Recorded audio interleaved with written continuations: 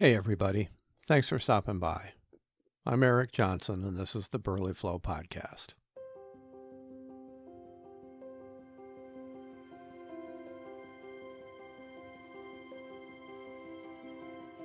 Each week I post a story from up here in Burly Flow, Wisconsin, a little town on the banks of the Mississippi River in the southwest corner of the state.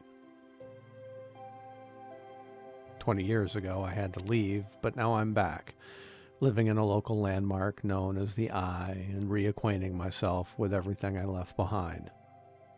If you like what you hear, please subscribe to the podcast so you can stay up to date with everything that's going on.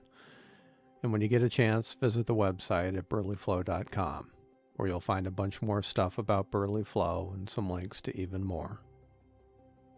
Oh, and before we get started, thanks again for being here.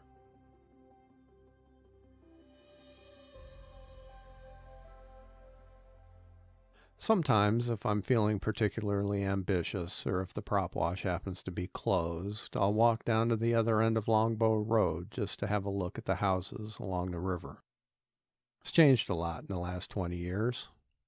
Gentrified isn't exactly the word, since it's always been the most desirable bit of real estate in Burly Flow, but it's certainly spruced itself up a bit. Back then it felt accessible, even if it was out of reach for most of us. Sure, some of the houses were show places, but most were either humble summer homes where families gathered to drink and boat and play games and be outside, or else they were sensible landing spots for retired folk who craved a different kind of view. Even Alan Stockwell's place, where I spent a raucous week fixing drinks and unplugging toilets and lowering bikini tops from the flagpole, otherwise known as house sitting, wasn't much more than a flop house with a dock. Now, houses like that are almost impossible to find along Longbow. Apparently, the rich haven't just gotten richer, they've gotten softer as well. Or maybe just showier. Because everything that used to be screened in is now glassed in, and there's not a stacking deck chair to be seen. And that kind of breaks my heart, you know? Because for some people, stacking deck chairs were as good as it was ever going to get. And they were absolutely fine with that. Take my mom.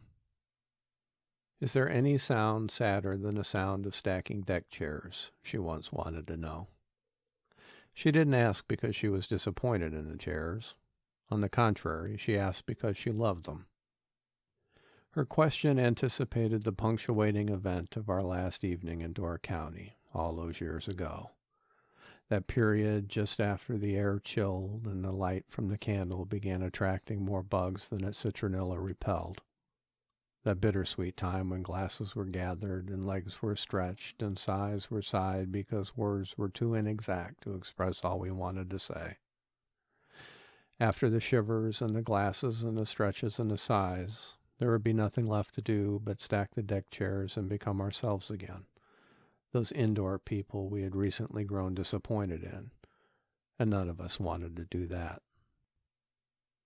Outdoor people were engaging and gregarious and prone to hair-trigger bouts of laughter.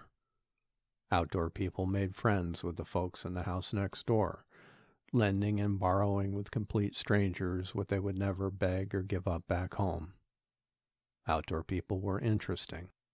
They noticed sunrises and clouds.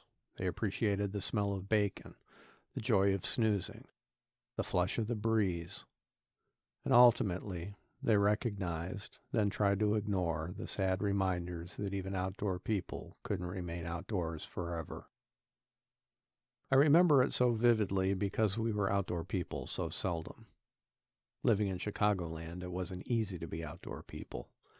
Oh, there were day trips throughout my youth, those adventurous excursions to the Indiana dunes or the crowded putting green parks dotting our suburban landscape.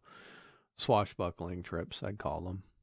But even as a kid with an unbridled imagination, I realized that just as sand didn't make a desert and waves didn't make an ocean, getting out didn't mean getting away. Those self-contained open spaces were simply cues from which we could imagine the real thing. Wisconsin, though, now that was the real thing. Wild and thrilling, it sat atop our collective consciousness the way it did our state. Someday, we told ourselves. Someday, somehow, we'd go up and breathe the air the way it was meant to be breathed, live life the way it was meant to be lived. And then, one day we did. Door County. For one blessed and completely unexpected week, we weren't making do anymore. There, in the ultimate Wisconsin vacation destination, we had it all. A summer house, a deck with chairs, and the whole of Green Bay at our feet. I had a basketball hoop, Dad had a hammock, and Mom had everything. The house, her boys, odd and entertaining neighbors who jumped rope in their pajamas and practiced the bossa nova after lunch.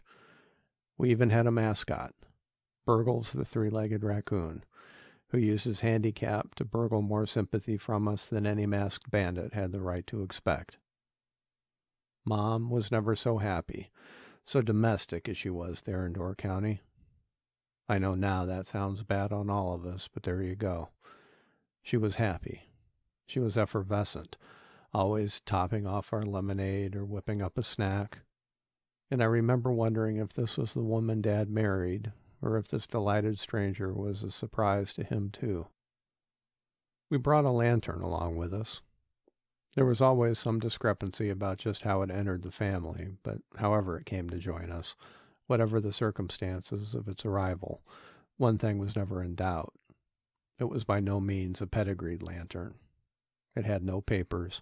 It possessed not a drop of Coleman blood. We all have items like this, don't we? Pieces of equipment that would be an embarrassment if measured against the real thing. This was just such a lantern. In fact, to call it a lantern at all is being rather generous. It was more like a Christmas ornament for a really big tree. But for us it served its purpose. That lantern was our symbol. It announced our escape from the city, and because of that we hung it from the lowest branch of the nearest tree, a beacon for all the world to see. In the falling of the day we counted 14 distinct shades of nightfall in the bird-feather sky.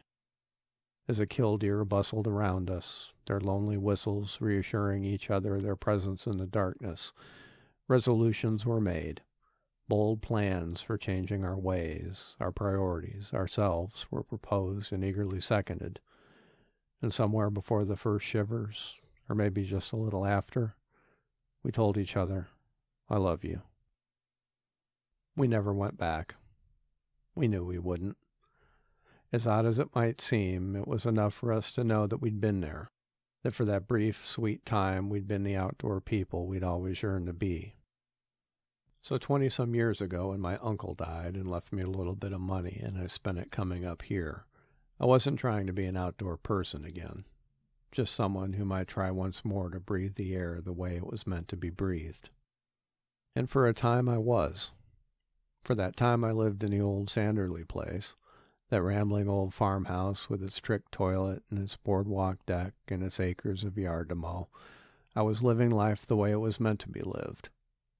But then, because Mom got sick and the family needed me, I found myself stacking deck chairs of my own, and they sounded every bit as sad as they had in Door County. And now that I'm back, there doesn't seem to be any more stacking deck chairs. And I don't know, maybe that's for the best. I brought that old lantern, though. But of course it's different now. That lantern lights only for me. Mom is gone, Dad is gone, and the world is a different place than it was at 10, when life seemed such an adventure and a cheap red lantern could light the way anywhere. At 50-something, there's just so much more darkness, and a cheap red lantern primarily lights the way back to places it's sometimes hard to see.